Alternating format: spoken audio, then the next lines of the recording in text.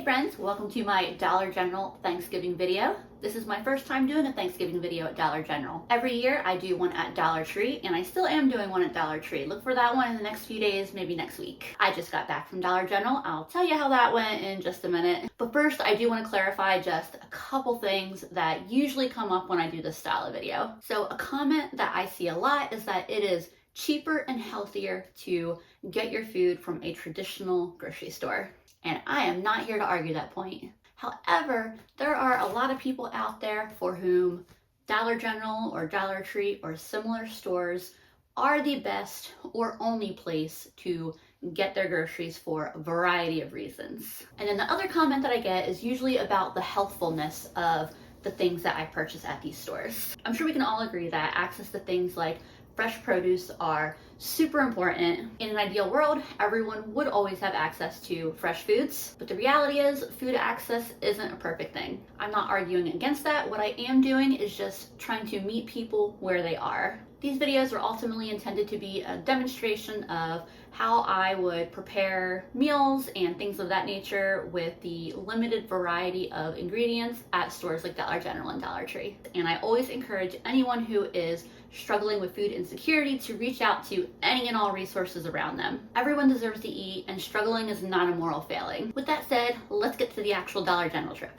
Here are the collection of groceries that I got. I started out by using the Dollar General app to look and see what kind of foods they had at what price points and kind of make an idea of what I wanted to make and buy. The app is not very accurate in terms of what is actually in stock and on the shelves. So when you walk into my local Dollar General store, the first thing you see is the freezer and refrigerator section, and that is where my plans immediately went awry. I had planned to buy some sour cream. The app said it was in stock. No dice, it was not there. Maybe someone had just bought it. The Dollar General technically has a decent enough selection of refrigerated and frozen items. There's milk, eggs, ground beef, cheeses, cream cheese, even some frozen broccoli, but the refrigerated stuff tends to be so expensive. I'll go over what I got real quick. Let's start with the turkey. I really wanted to, if possible, do something with turkey. Lunch meat turkey breast was it. That was the only turkey item that they had outside of dog food. This 7-ounce container of lunch meat was $3.75. Next is the eggs, which weren't a part of my original grocery list, but when I cut some other stuff out, I ended up getting them. Though I didn't realize till I got home that despite the sticker on the refrigerator saying $3.75, they actually rung up at $4.25, which was also the price in the app and part of the reason why I didn't consider them from the get-go. They must really be able to sell them locally just for the convenience of them, because $4.25 is so expensive for eggs in this area. I know for some of y'all out there, that's probably your standard price, but I've been paying for the last couple weeks at least less than $2 at an Aldi that is also very close by to the Dollar General for eggs, and then even the other grocery stores I don't think are more than $3 for a standard dozen of eggs right now. So $4.25 is very, very expensive, especially given just that there's so many other options in the area. The instant mashed potatoes were $1.50. A jar of cranberry sauce was $1.65. A packet of roasted turkey gravy was $1.25. The Jiffy muffin mix was 75 cents. The broccoli and cheese condensed soup was $1. The carrots were 95 cents. The potatoes were $1. And both cans of corn, one whole kernel and one cream style, were 67 cents each. The cake mix and frosting were regularly priced at $2, but because I bought one of each, it saved me 25 cents. So they were $1.75 each. And then finally, Dollar General is out here committing absolute highway robbery on stuffing. This box of stovetop was $3, which feels criminal when a box of Aldi branded stuffing just down the street is 75 cents. Altogether, this came to just shy of $24. It was $23.94. And let's go straight into cooking us up a meal.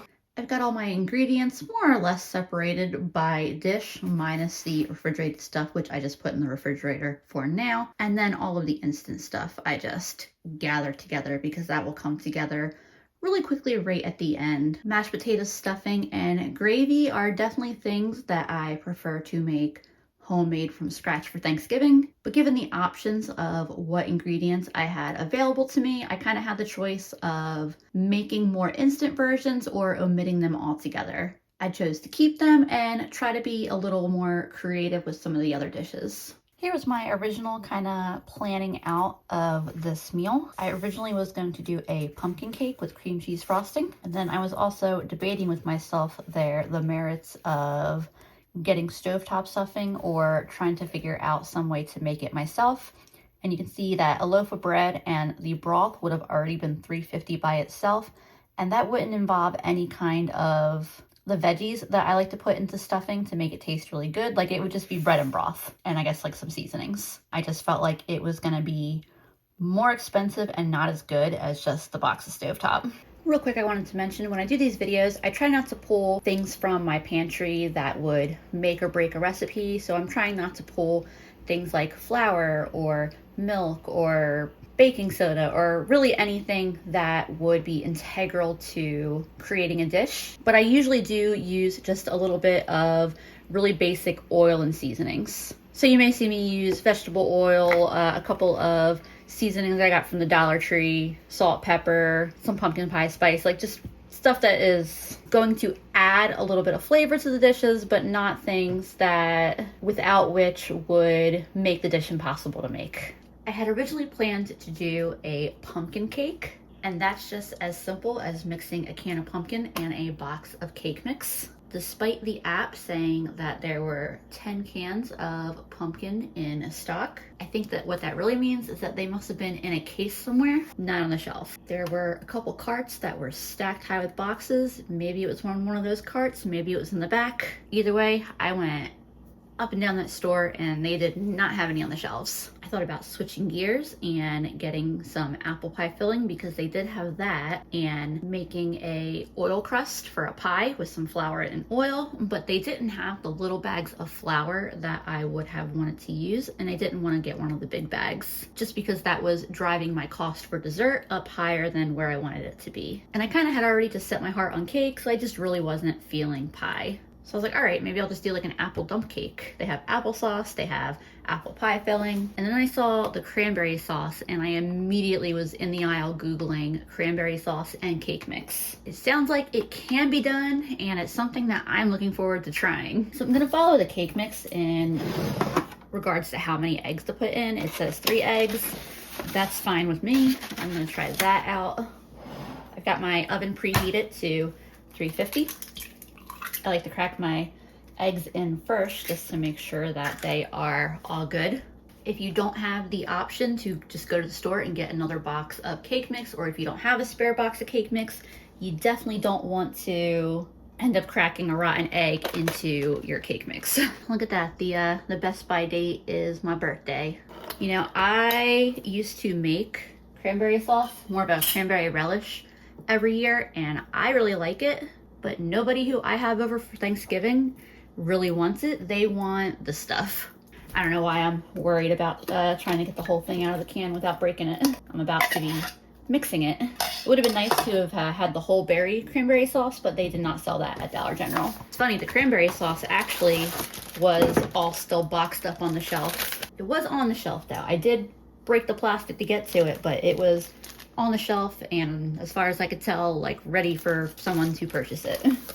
It was on an end cap where maybe, I'm thinking maybe they're going to make that like a Thanksgiving end cap, and maybe that's where the cranberry sauce and pumpkin and maybe some Thanksgiving specific items that they don't regularly carry year round will go. I ended up getting chicken stovetop stuffing mix, but I had turkey on my list and they said they had turkey in stock. Maybe that is sitting in the back somewhere with the pumpkin. And before I mix it up, I'm also gonna try out putting a little bit of this pumpkin pie seasoning into it. It's mostly cinnamon with a few other kind of typical seasonings that you would put into a pumpkin pie. So this one has cinnamon, allspice, nutmeg, ginger, mace, and cloves. I got this on clearance at Ross some years ago, and so I've been trying to use it up. And I'm gonna try mixing it as is without any water. If it's too thick, I'll add a little bit of water. Actually, you know what? Before I go crazy there, I'm gonna give it a quick mix with a spoon first. And just because there's a little less liquid, and so that way hopefully this doesn't go flying around quite as much. All right, now that I've got the flour pretty much all wetted down, now I feel like I can use the hand mixer without causing a disaster in my kitchen.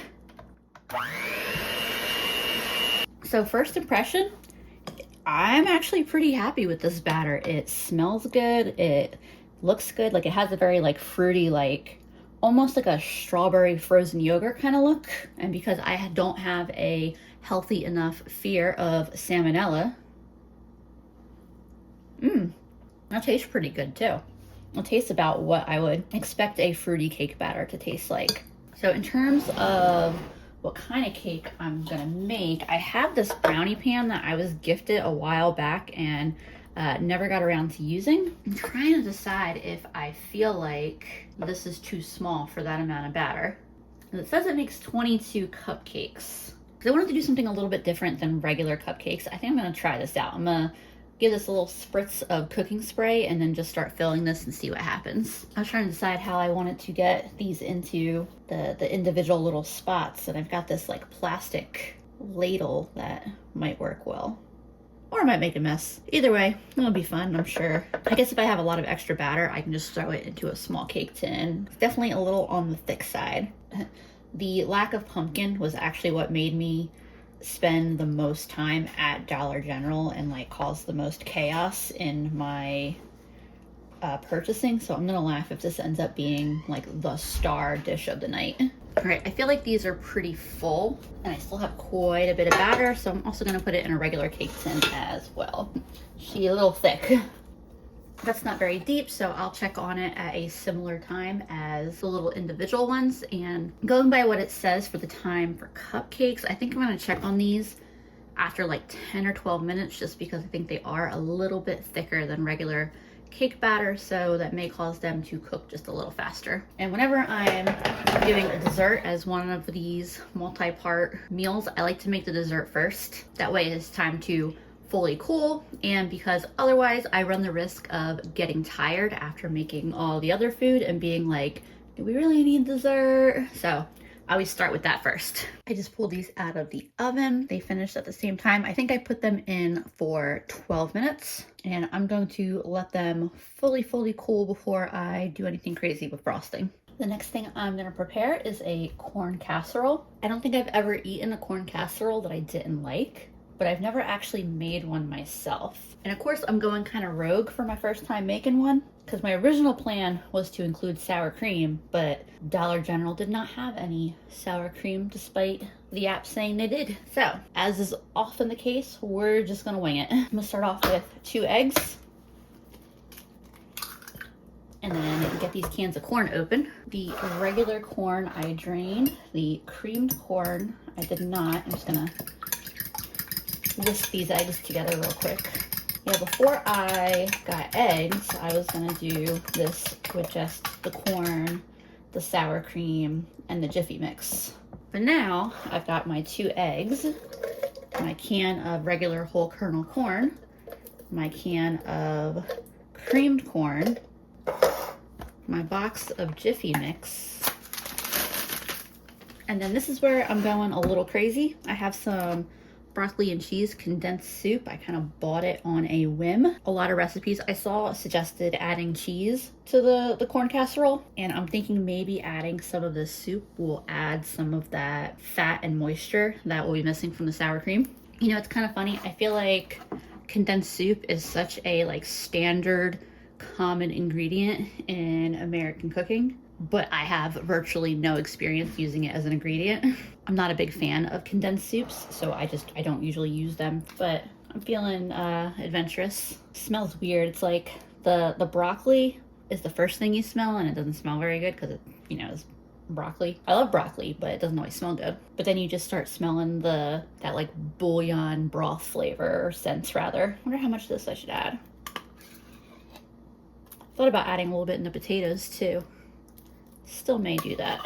Not too much, but just enough to hopefully give it a little creamy, extra flavorful kick.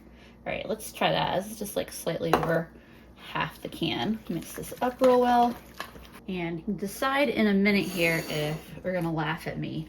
but I really want to put this in this dish. I can't decide if that's too much or if it's just gonna fit, but I'm gonna try it anyway. I still have my oven at 350 from the cakes, and that is what I'm gonna cook this at. The other ingredient that I usually saw in recipes for corn casserole is butter, like a whole stick of butter. Even though I am using some oils and fats that I didn't buy as part of this dinner, at $4 a pound, it just feels like insincere to me to include a whole bunch of butter. So that's why I'm skipping that. But I do feel comfortable enough using some bacon grease to grease up around my dish.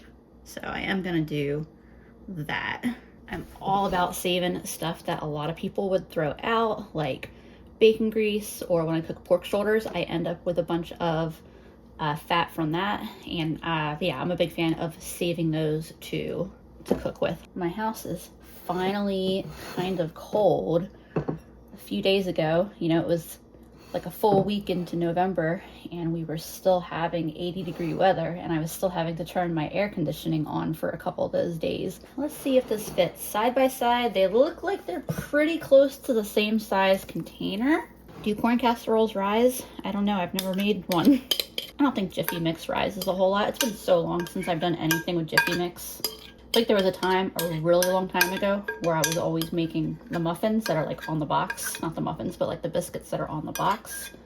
And then I just like burnt myself out of them. I think that was like a college or directly post-college meal I made a lot. Is I would make the biscuits and have them with butter and like slice up a block of cheese. And that was a meal. All right, so that should be fine. I hope that's fine.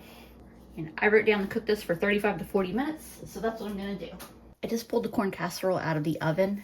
It was way longer than 35 minutes. It was probably closer to like an hour of bake time, probably, especially because this is a deeper, smaller dish, but the edges are starting to brown up and there's just like the slightest little bit of jiggle in the middle, but a toothpick comes out clean and it is fully set on top. So I think that's the place that we want it to be. My most time-consuming dishes are now done. So now it's time to get this turkey going. I think the rest of this meal is going to come together very, very quickly. To start off, I'm going to open these potatoes and carrots and drain them. And then I have my handy-dandy bowl that I've been using this whole video. I've just been giving it a quick wash between dishes.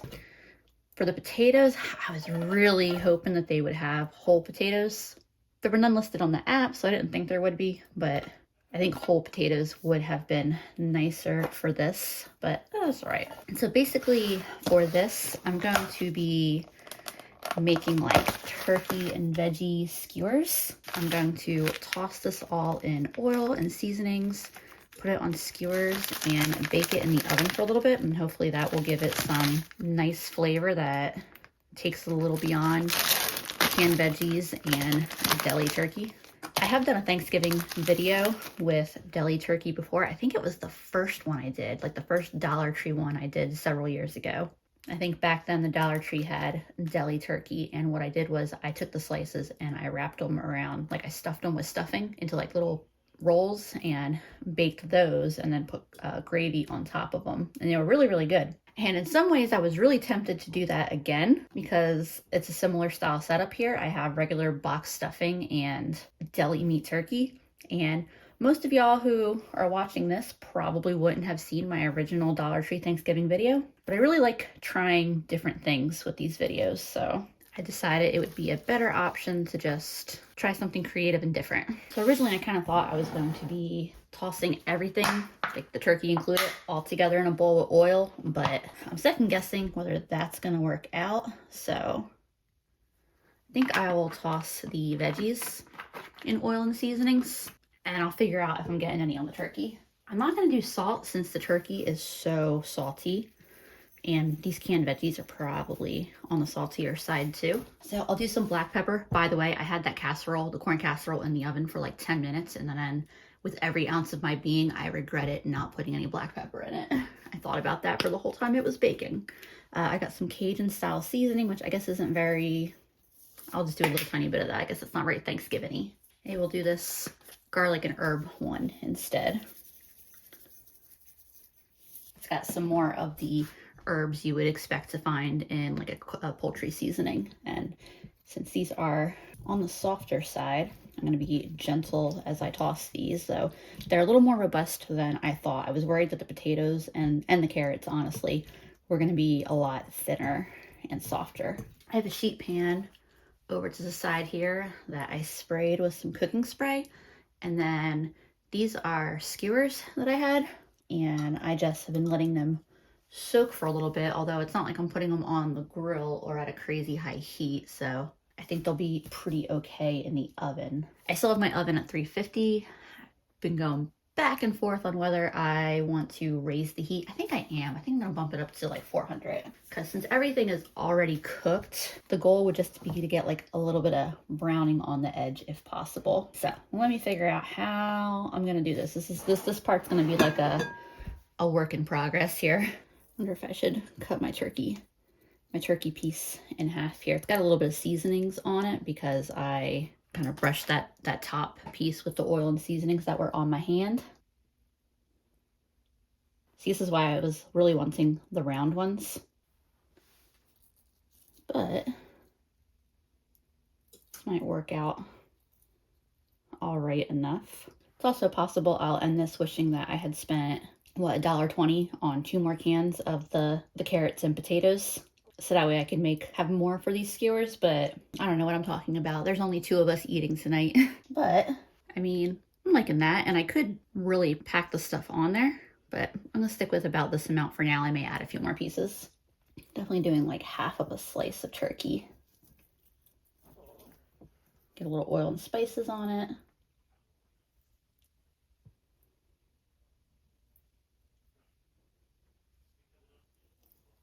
Honestly, since it is just the 2 of us, I don't know if I'll need to use this entire pack of turkey. All right, I'm gonna do a few more of these. I will show you what it looks like when I'm done. That's how my skewers ended up looking. I had a few potatoes that broke. Using the teenier skewers like that might have mitigated that, but I don't mind I'm just tossing them on the tray and they can heat up and roast a little bit with everything else. I had 2 pieces of turkey left, which, I mean, I definitely could have divided it up amongst what I have left here, but I think Andrew will enjoy that. Just like our regular Thanksgiving turkey, I think Andrew will really enjoy that as an actual sandwich, so no sense not to just put that away. But I have 7 skewers here. I feel like you easily could have used the whole pack of turkey and made it 8 skewers and done like 2 skewers per person or something. I'm gonna get this in the oven. I'm not sure how long. I'm thinking like I'm gonna check on it at 15 minutes and see if it looks like things are roasting up or what's going on. And all I've really got left at this point are the instant portions of my meal. This is definitely a case where if I wanted some of these more traditional things, I had to settle for the just add water pre-made options. And that's kind of just the reality of shopping at a store where I have virtually no fresh produce options. But it's not like I hate these things or anything, so I'm still gonna enjoy them. I've got my water boiling for both my potatoes and my stuffing. This is my potato water back here, and I'm just adding some seasoning to the water.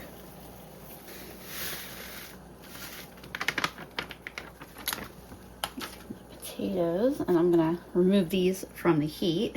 I'm just giving those a quick stir, and I'm just gonna let them sit for a second to rehydrate. And then the stuffing, I'm not actually gonna do any additions to the stuffing. I actually like box stuffing just fine, although I do wish I had some butter to put in it. If they'd had celery and onion at Dollar General, I would be absolutely doctoring up my box stuffing with that, but I'm all right with this. Here's my pan with my turkey and veggies. I'm gonna let this roast for like 5 more minutes. But that is definitely just about done. And then for these potatoes, make sure all those flakes got incorporated and kind of fluff them up a little bit here. And then I haven't forgotten about that soup. I just don't know if I actually want it in here. So I have a bowl right here. I just added some of the potato too.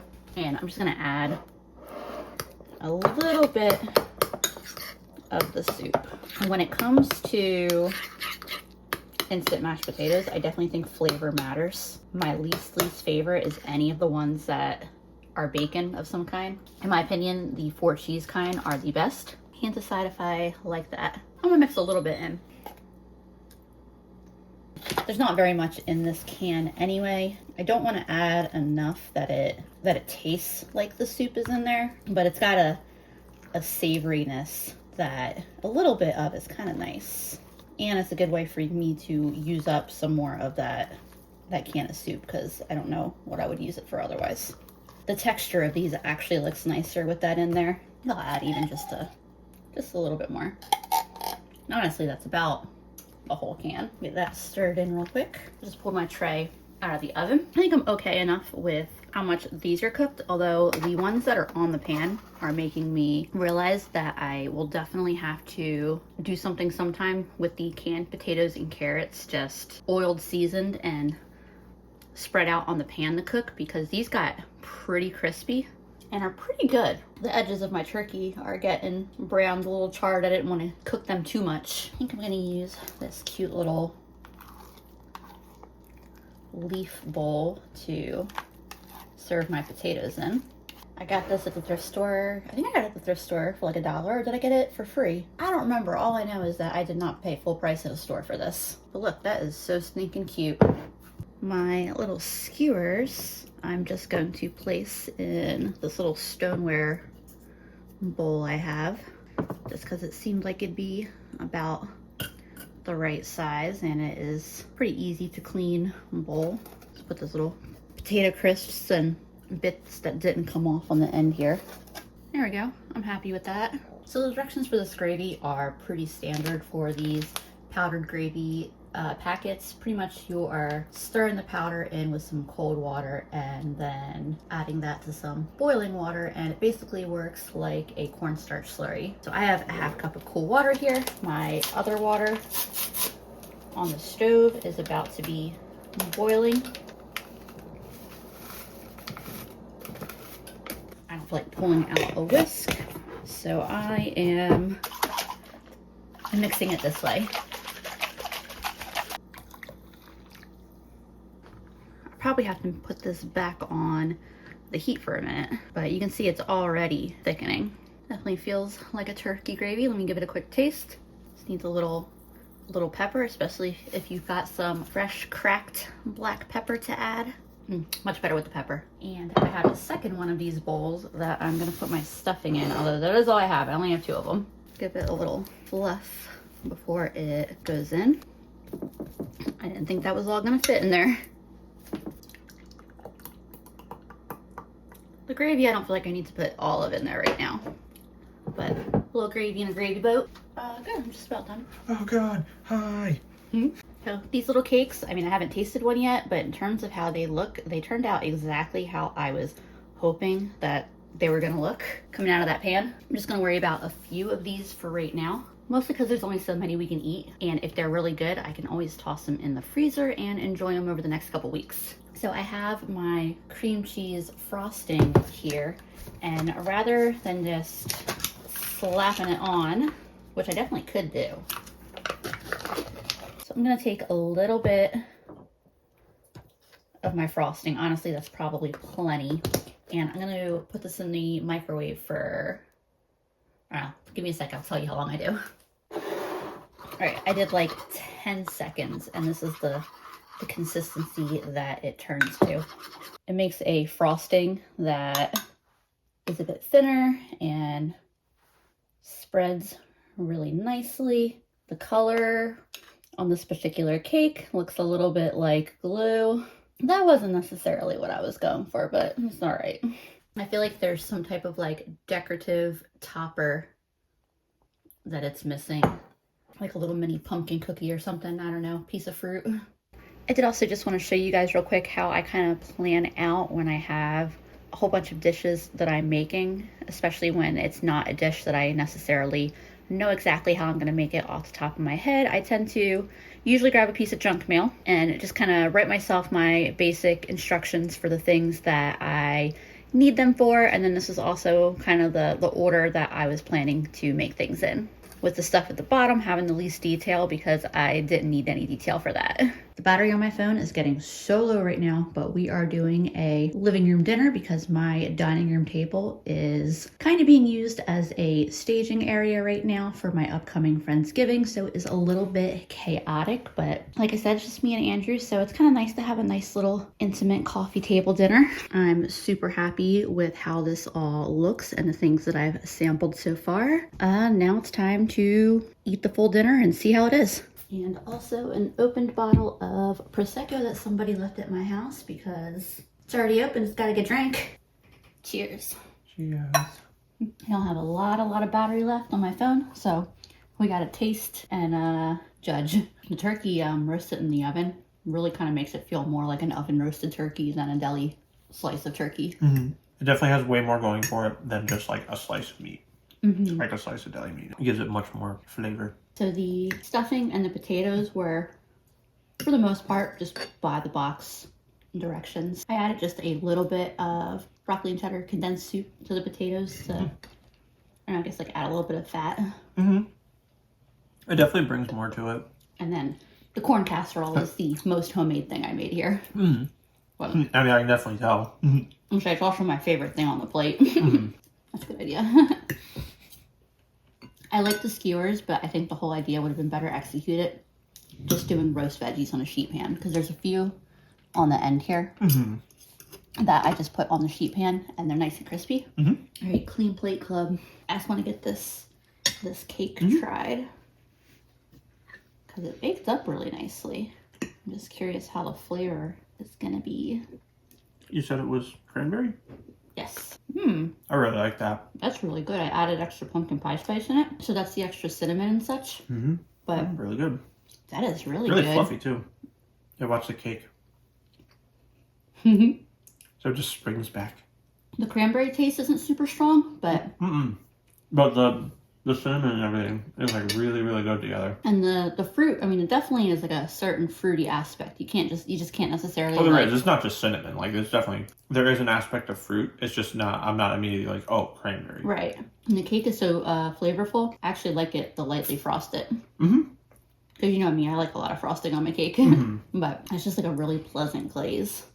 It is the next evening now. By the time I had put the leftovers away and cleaned everything up, I was not about to be getting back on camera. I was ready to just relax. We had some of the leftovers today for lunch, and then we will finish up the rest tomorrow. Except for the cake. It'll take us a little bit to get through all that cake. Tomorrow, I'll be shopping for my Dollar Tree Thanksgiving video, where I'll be working with a similar budget, but an almost entirely different menu from the one that I did for this video. So keep an eye out for that one, hopefully just in the next couple days. And in the meantime, if you want to watch more of my past holiday Thanksgiving content, I should have a link somewhere here on the screen with a playlist of all of my budget Thanksgiving videos. As always, I appreciate y'all so much, and I'll see you again soon.